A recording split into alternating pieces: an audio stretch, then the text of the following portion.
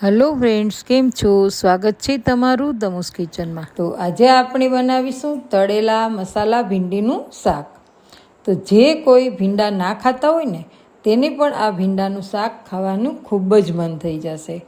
તો આ શાક એવું બનશે કે તમારે ક્યાંય પણ મુસાફરીમાં જવું હોય તો થેપલાની સાથે લઈ જવું હોય તો પણ 2 દિવસ સુધી બગડશે નહીં।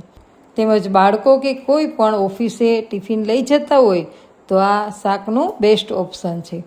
જરા પણ બહાર નીકળતું પણ નથી, તો આપ જરૂરથી એકવાર આ શાકની ટ્રાય કરશો।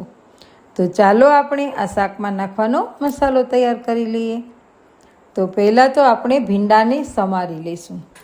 તો મેં અહીં 250 ગ્રામ ભીંડા લીધા છે અને તેને સારી રીતે ધોઈ અને સાફ કરી લીધા છે। હવે આપણે ચપ્પાની મદદથી છે ને તેને સહેજ ચપ્પુ ત્રાસું રાખી અને સમારી લઈશું। ચપ્પુ તમે સહેજ ત્રાસું રાખશો ને એટલે આવા પીસ થઈ જશે। તો આવી રીતે આપણે બધા જ ભીંડાને કટ કરી લઈશું અને તેનો આગળનો અને પાછળનો ડીંટિયાવાળો ભાગ છે ને તે કાઢી લઈશું। તો આવી રીતે મેં બધા જ ભીંડાને સુધારી લીધા છે।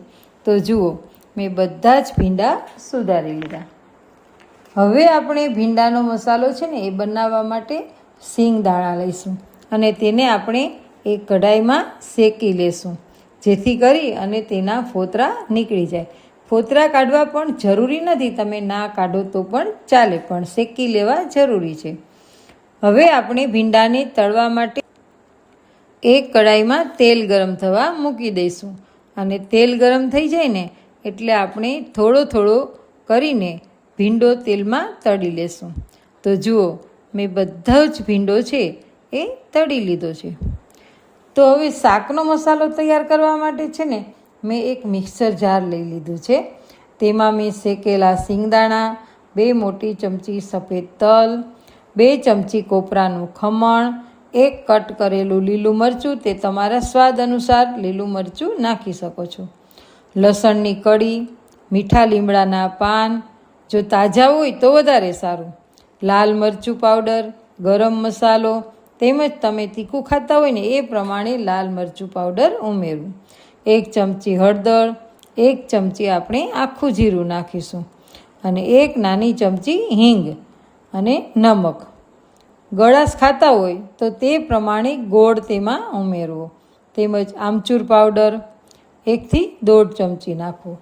આ બધું જ આપણે મિક્સર જારમાં લઈ અને મિક્સરનું બટન છે ને એ પલ્સ પર દબાવશું અને ચાલુ બંધ કરી અને આપણે તેને દળદળું પીસી લઈશું।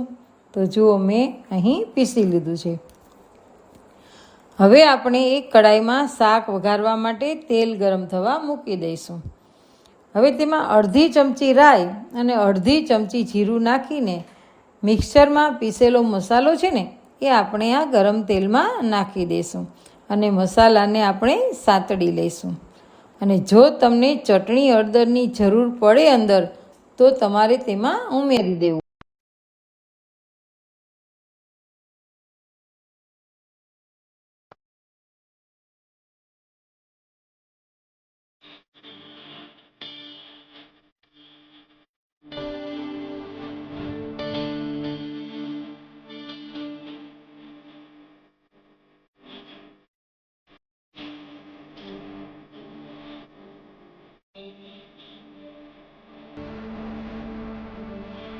હવે આપણે જે તળેલા ભીંડા છે ને એના પીસ બધા તળી લીધા છે, તો તે પણ આ મસાલામાં ઉમેરી દેશું અને બધું જ સારી રીતે મિક્સ કરી લઈશું।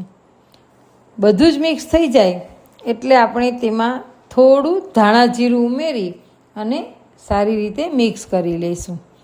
તો જુઓ, જોતાં જ ખાવાનું મન થઈ જાય અને મોંમાં પાણી આવી જાય એવું તળેલા ભીંડા મસાલાનું શાક તૈયાર થઈ ગયું છે।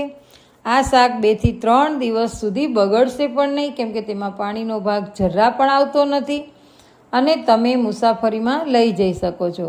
તો ચાલો તેને આપણે સર્વ કરી લઈએ। જો મારો આ વિડીયો આપને પસંદ પડ્યો હોય ને તો વિડીયોને લાઈક કરી દેજો, શેર કરી દેજો અને ફ્રેન્ડ્સ ફેમિલીમાં પણ શેર કરજો અને સબસ્ક્રાઈબ બટન દબાવવાનું ભૂલશો નહીં। આવજો, ફરી મળીશું નવી રેસીપી સાથે.